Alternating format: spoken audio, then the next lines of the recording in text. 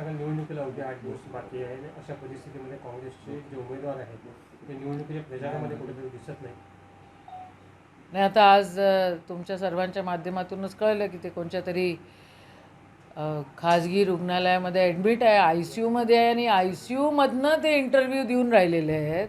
म्हणजे आता ही चीड येण्यासारखी गोष्ट नाही आहेत का? विड्रॉलच्या दिवशी आमची त्यांची पहिल्यांदा भेट झाली. त्यांना निवडणूक लढायची होती, ते आले आमच्यापाशी, त्यांनी घेतला बी फॉर्म लावला आणि त्या ठिकाणी आत्ता तेच ॲडमिट झालेत.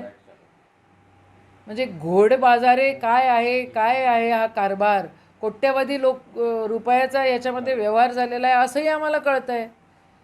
आणि जर इतका कोट्यवधी रुपयांचा जर व्यवहार होतो आणि एवढे कॅश जर इकडची तिकडे आणि तिकडची इकडे होते तर आदरणीय देवेंद्रजी काय करतायत?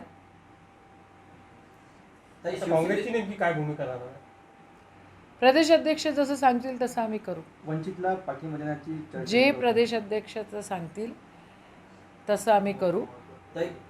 शिवसेनेचे हेमंत जे आहे हे धनंजय यांच्या हातात गेलेली आहे. तुम्हाला काय वाटते ते सरकारमध्ये सहभागी असलेला पक्ष? मी बिलकुल हेमंत पाटलांच्या म्हणण्यावर मी दुजोरा देते. खरी गोष्ट आहे, ही निवडणूक जी आहे ही सामान्य कार्यकर्त्याची निवडणूक राहिलेलीच नाही आहे.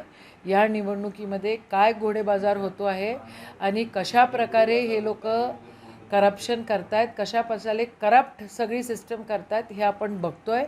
या सगळ्या गोष्टीचा निषेधच या ठिकाणी आम्ही पण करतो. उमेदवार मॅनेज झाल्याची चर्चा पूर्ण राज्यभर होत आहे.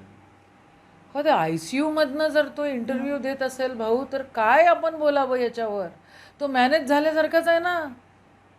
15-20 कोटी रुपये त्यांना घेतले म्हणतात. मी तेच बोलले की 15-20 कोटी रुपये त्यांनी घेतले. एवढी कॅश आणि एवढा व्यवहार जर हवा होतो आहे तर मग होम मिनिस्ट्री करते तरी काय आहे? नागपुरातच ॲडमिट आहे म्हणते तो, आणि नागपुरातून तो ICUमधनं इंटरव्ह्यू देऊन राहिला म्हणते. चीड येते या सगळ्या गोष्टीची आम्हाला पण.